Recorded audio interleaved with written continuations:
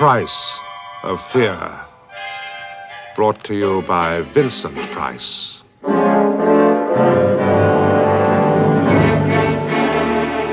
Browsing through a book of quotations the other day, I came across the old Scottish prayer to ward off evil spirits. You remember, from ghoulies and ghosties and long-leggedy beasties and things that go bump in the night. Well, isn't it strange how the coming of night can alter the whole shape, appearance, even the atmosphere of a house or a room? Sounds are different at night, too. Anyway, reading that old incantation, I was reminded of the tragic case of Raymond Hewson.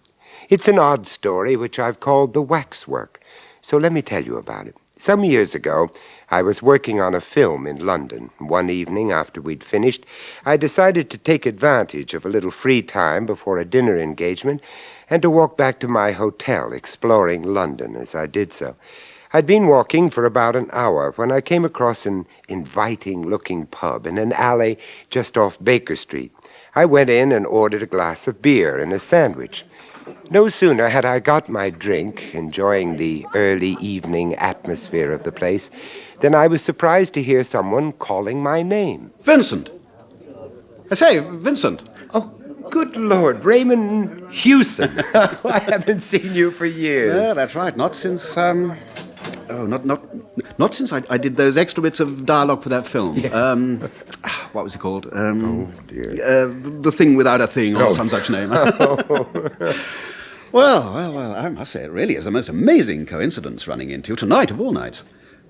In fact, in a way, you might say it's providential. Raymond was a spare, pale man with lank brown hair, and although he spoke plausibly, even forcibly, he had the defensive and somewhat furtive air of a man used to being snubbed.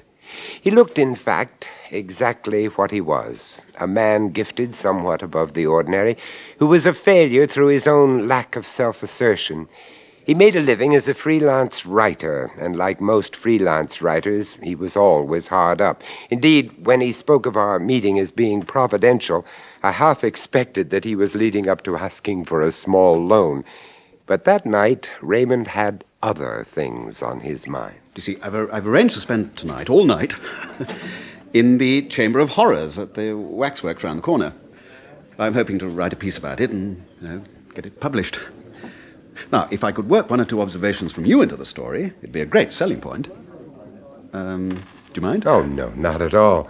Look, Vincent, I know you're very busy, but I wonder if you'd mind doing me a favour. Oh, anything, my dear chap, within reason. Well, all I want you to do is come with me to the Waxworks and see me settled in. No, it won't take very long. It's only a few minutes' walk. Well, I do have a little time to spare, and I must confess that I find the idea rather interesting. Oh, good for you. Well, now, look here. Let me buy you a drink, and then we'll go round to the Waxworks. Now, I have an appointment with the director, Miss Frayne, at 7:30, so we've just got time. You must realize, Mr. Hewson, that there's nothing new in your request. In fact, we have to refuse it to different people at least 3 times a week. What kind of people, I wonder, would want to spend all night alone in a waxworks? Oh, mostly foolish young men who've made bets or who are trying to prove something to themselves. Do you always refuse? We do, I'm afraid. You see, if some young idiot were to lose his senses, we should find ourselves in a most embarrassing position. Of course, in this case, your being a writer, Mr. Hewson, somewhat alters the situation. I suppose you mean that writers have no senses to lose. Oh, no. But one imagines them to be responsible people. You can't know many writers, Miss Frayne. And of course, in your case, we have something to gain. Publicity. Publicity? Yes, well, that brings me to another point. I think I know what's coming. Well, I have, in fact, already been in touch with our advertising manager, and he has agreed that in the event of your article being published in one of the national dailies, you will receive some payment from us. Raymond, how do you intend to treat the story? Well, to make it gruesome, of course. Well, gruesome, but with just a saving touch of humour. But I don't have to tell you anything about presenting horror with humour, Vincent. Well, perhaps not. I think I get the general idea. Well, Mr. Hewson, I wish you good luck with the story. But first, I must warn you that it is no small ordeal that you are about to attempt. And I confess that it's not something I should like to do. May I ask why? It's so difficult to explain. But I'll tell you what. Come along now and see for yourselves. But I warn you, Mr. Hewson, that if you are at all susceptible to atmosphere, you are in for a most uncomfortable night. Oh, that's all right. Newspaper editors never stop telling me I've no imagination whatsoever. Although Raymond appeared to take the whole affair lightly, I knew him well enough to realize that he was not looking forward to the ordeal. He was obviously down on his luck, and I rather think he saw the whole thing as a last desperate gamble. These thoughts crossed my mind as we followed Miss Frayne through half a dozen rooms where attendants were busy shrouding the kings and queens of England and those others whose fame or notoriety had rendered them eligible for this kind of immortality. I've asked the porter to make you as comfortable as possible, but don't expect too much. I've also given instructions for the figures downstairs to remain uncovered. Through here, gentlemen, please. Oh, before I forget, I must ask you not to smoke. We had a fire scare here this afternoon. I don't know who raised the alarm, but whoever it was, it proved to be a false one.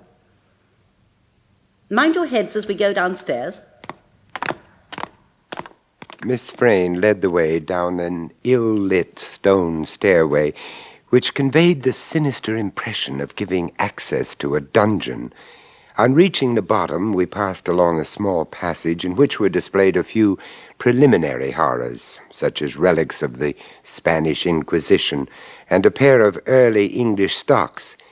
In turn, this corridor opened into a dimly lit room with a vaulted roof. It was, by design, an eerie and uncomfortable chamber, the very atmosphere of which invited its visitors to speak in whispers.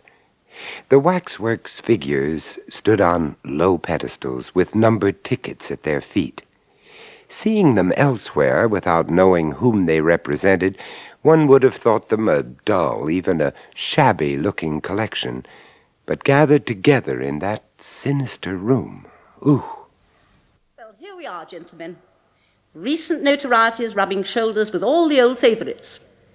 Perhaps you recognise one or two of them. This, of course, is the famous Dr. Crippen.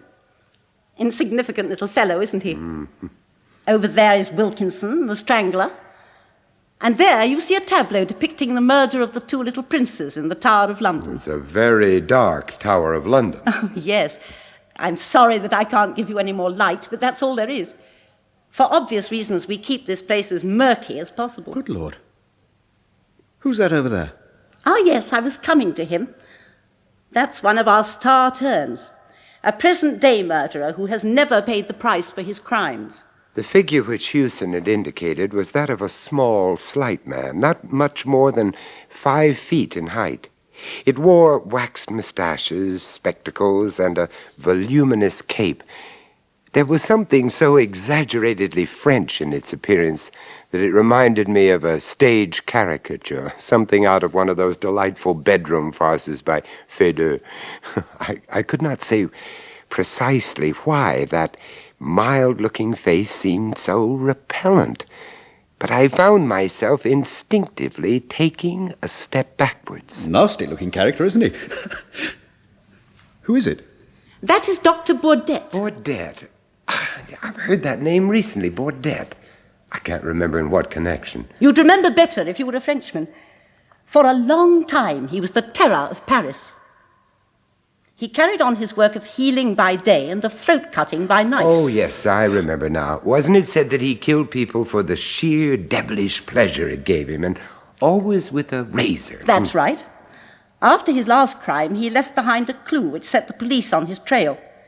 In fact, they soon amassed enough evidence to send him to the madhouse, or the guillotine, on a dozen capital charges. But I thought you said... That he was never caught. Oh, he was caught, all right, and tried and convicted. But somehow he managed to escape and cheated the guillotine. 1 or 2 crimes of a similar nature have taken place in London quite recently. But then it's queer, isn't it, how every notorious murderer has imitators. Anyway, most of the experts believe that he is quite definitely dead. Well, I don't like him at all. Oh, those eyes. Whew. They seem to bite into you. Yes, don't they? This figure's a little masterpiece. It's excellent realism, really, for Baudet practiced hypnotism and was supposed to mesmerize his victims before dispatching them. Oh, I see. I was wondering how so small a man could have managed to overcome his victims. Well, it was mesmerism. At least there was never any sign of a struggle. Do you know, I thought I saw him move. Oh, come on now, Raymond. No, he moved, I tell you. Oh, dear. You'll have more than one optical illusion before the night's out, I expect, Mr. Hewson. But remember, you won't be locked in. You can come upstairs whenever you've had enough of it. There are watchmen on the premises, so don't be surprised if you hear them moving. I've told them you're here, by the way. Raymond, you quite sure you want to go through with this? Of course. And I think it very mean of you not to have offered to stay with me. Oh, that wouldn't be fair, Mr. Hewson. You must be quite alone. Well, don't think I won't mention you in my story, Vincent. Though I may as well tell you that I shall feature heavily as the hero. Raymond, I assure you that even if I didn't already have a dinner engagement, I should still be only too happy to let you stay here all night by yourself. This place gives me the creeps. Well, Mr. Hewson, I'll wish you a very good night. And so do I, Raymond. A very good night and a successful story to celebrate tomorrow. Why don't you give me a ring, I'm at Jameson's Hotel in the Strand. Thanks, I'll do that. Well, good night. Good night, Mr. Hewson. And thanks for tucking me in. And so we left him, and after a quick and I must confess, welcome drink in Miss Frayn's office, I went back to my hotel to get changed for dinner. It must have been at about 3 o'clock the next morning that I received an urgent telephone call from Miss Frayn asking me to return to the Waxworks immediately. And this is how our night watchman found him. He thought he heard somebody scream and came down here to investigate, and immediately rang me at my flat. And I'm afraid that when I found what had happened, I rather, panicked and rang you. You see, I didn't know what else to do. I didn't have his home number or anything. I understand. Have you notified the police? It's usual, you know, in cases of sudden death. I did think of it, sir, but I thought it better to ring Miss Frayn first. I could see at once it was too late to call a doctor. I'm afraid I didn't think too clearly. Oh, how awful. This is the sort of thing we've always tried to avoid. What will the directors say? Well, there's time enough to let them know later. Have you any idea of how it could have happened? Not at all, sir. I just heard this scream, and came running. I noticed Raymond's notebook lying on the floor by the tape recorder, which had run out. I began idly turning over the pages, and what follows is my own interpretation of what happened from the time Miss Frayn and I had left him on that fatal evening. Why don't you give me a ring, I'm at Jameson's Hotel in the Strand. Oh, thanks. Yes, I'll do that. Well, good night. Good night, Mr. Hewson. And thanks for tucking me in. Right, now let's get organised. Now, let me see. Notebooks, pencils, tape recorder. It's in working order. Flask, yes, mustn't forget that. Oh, God, it's cold down here. I wish I brought a blanket. Now, rough notes first and then record. Yeah, should get a nice, creepy, atmospheric piece. Might even flog it to the BBC. Right. The dim, unvarying light fell on the rows of figures, which were so uncannily like human beings. The air in the chamber was stagnant as the water at the bottom of a standing pond. Good God, what's that? Oh, good evening, sir. Startled you, did I? I'm very sorry. Miss Frayn asked me to bring down this chair for you. She thought it might be more comfortable than the one you've got, sir. Oh, God, you made me jump. Yes, it does get you like that down here, sir. Creepy, that's what it is, sir. Creepy. Now, sir, where would you like this chair? Over here by Dr. Baudet? No, not there. No, just leave it over there in the gangway. I'll put it where I want it later. Oh, very good, sir. Will this do? Yes, thank you. Well, sir, I'll wish you a good night. I'll be upstairs if you want me.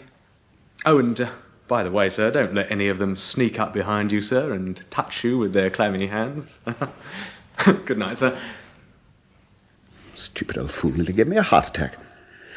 Now, where to put this damn chair? By the little Frenchman. God, how those eyes dig into one. No, I know. I'll sit here with my back to him. Then I won't have to look at his face. Why not? I'm not afraid of him. Or am I? Come on, Hewson. Come on, old son. Your nerves have started playing tricks already. He's only a waxwork. They're all only waxworks. What was that? Something moved. Oh, come on, this won't do. Now, where was I? Yes, stagnant as the water at the bottom of a standing pond. Yes, that's good. Now, note here. Right. After a while, it seemed as if the figures moved when not being watched. That there was not a breath of air in the chamber to stir a curtain or to rustle a hanging drapery. There, good. Now that's fine. Now, clean it up and get this bit on tape.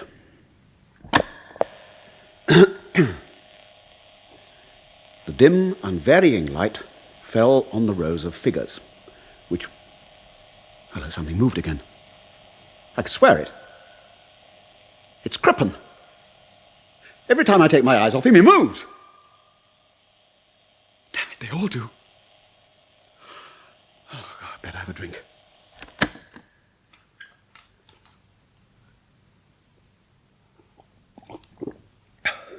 That's better. All the same, it's not good enough. I'm going upstairs. I'm not going to spend the night with a lot of shifty, bloody dummies who move when you're not looking. Now, what's the time? 1:30. Oh, 6 more hours. I'll never do it. What's that? It's Crippen again. I nearly caught him that time. You better be careful, Crippen! And all the rest of you! Or I'll smash you all to pieces! Do you hear? Do you hear me? Why don't I go? Why should I sit here scribbling when I can write all this up tomorrow? Who would know? What's that? Oh, God. All right.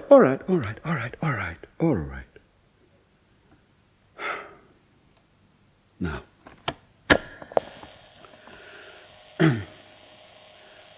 I'm Raymond Hewson, freelance writer. I've been here in this chamber of horrors for, a few hours. My nerves are beginning to play tricks on me. And that's all they are, tricks. Oh, I'm a living, breathing man, and all around me are statues, dummies. They can't move, and they can't whisper. Neither can they breathe. But by God, one of them is. Somebody else in this room is breathing. You, Dr. Baudet, you moved. Yes, you did. Damn you, I saw you. Good evening, monsieur.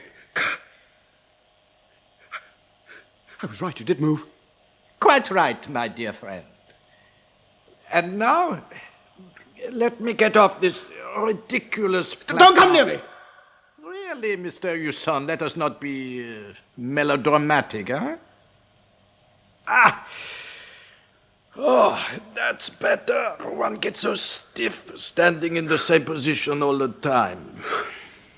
I need hardly tell you that I never expected to have the pleasure of a companion here for the night. Oh, what the devil are you? My dear sir, have no illusions. I'm not one of these contemptible effigies miraculously come to life. I am Dr. Baudet himself. But I don't understand. How do I come to be here? Let me explain. You see, for some time now, I've been living quietly in England. Well, late this afternoon, as I was passing this building, I saw a policeman regarding me somewhat too closely. So I mingled with the crowd and came in here. And when I entered this chamber, I saw at once my means of escape from the so inquisitive policeman. I don't understand. You have no imagination at all, sir. It was so simple. I raised a cry of fire, stripped my effigy of the cape, hid it, and simply took its place on the platform. Et voilà! But you must have been there for hours. Didn't anyone notice you? One small boy only. He screamed and said that he saw me moving. I understood that his parents threatened to give him a good hiding on his return home. I can only hope that the threat has been executed to the letter. So you really are Dr. Baudet. What a scoop. Scoop? Oh, yes, yes. Well, we shall see. And to think I nearly packed up and went. Fancy missing this. What a story. Dr. Baudet. The French Jack the Ripper. A slight exaggeration. But why do it? Why commit these awful murders? You see, the world is divided into two classes. The collectors and the non-collectors. The collectors collect anything according to their individual tastes. I collect throats. No, do not attempt to move. It is useless. You cannot move unless I say so. But my notes, I must get all this down. And I'll never have another chance like this. Exactement. You have given me the opportunity of gratifying my somewhat unusual whim. No. you just hold on a minute. But you have a skinny neck, sir. If you will overlook such a personal remark. Now, you look here, Dr. Bloody Baudet. If you think I you would can... never have selected you from choice. I like thick necks. Thick, red, meaty necks. But enough talking. Enough talking? I haven't even started yet. I'm not alone here, you know. I've only got to shout, and the watchman will come running. And where will you be then? This is a little French razor. The blade, you observe, is very narrow. Look. Look, I promise not to say a word about you being here and not to use the story until... Does the razor suit you, sir? Well, we shall see. Look, I won't use a damn story at all. No, sir. Your appeals are useless. You are now completely under my control. You cannot even speak unless I tell you to do so. Now, you will please have the goodness to raise your chin a little. Thank you. Oh, just a fraction more. Merci, monsieur. Merci. That is parfait.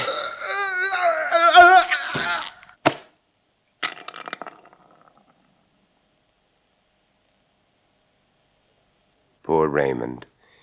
When I had finished reading his notes, I turned my attention to the tape recorder. Of course, the batteries had run flat hours ago, but the ever-obliging Raymond had brought along his own replacements, which were lying conveniently at his feet, unused. Carefully, I rewound the tape and switched the machine over to playback. Standing there in silence, the three of us listened as the tape played, hoping perhaps to find the answer to Raymond's sudden death. When it had finished, we stood there looking at each other, puzzled. Then I rewound the last few moments of the tape and played it again. And only then did I understand. Now, you look here, Dr. Bloody Baudet. If you think... Enough talking, I haven't even started yet. I'm not alone here, you know. I've only got to shout, and the watchman will come running. And where will you be then? Look here, look, I promise not to say a word about you being here and not to use a story until... Look, I won't use a damn story at all.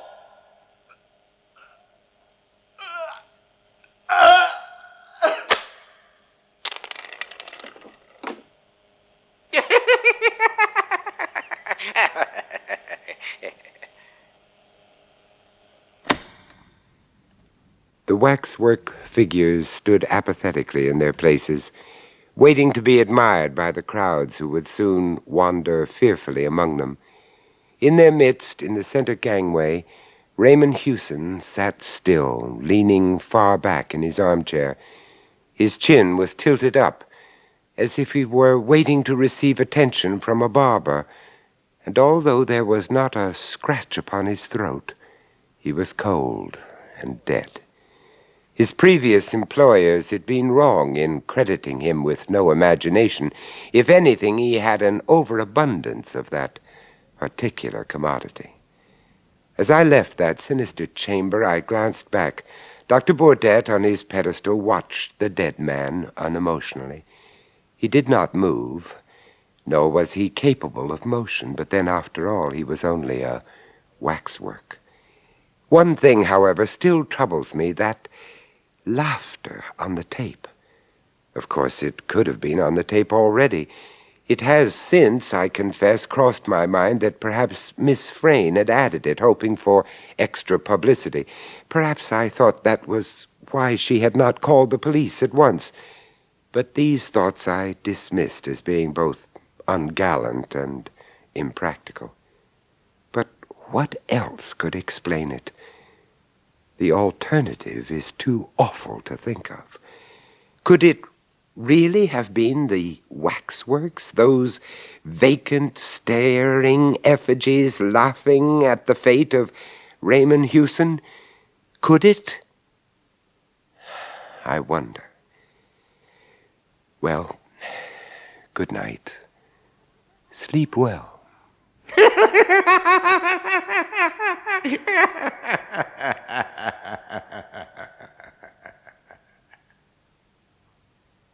That was Vincent Price bringing you The Price of Fear. Also starring in The Waxwork was Peter Barkworth, with Cyril Shapps, Joan Cooper, and Christopher Bidmead. The Waxwork was first recounted by A.M. Burridge, dramatized by Barry Campbell, and produced by John Dias.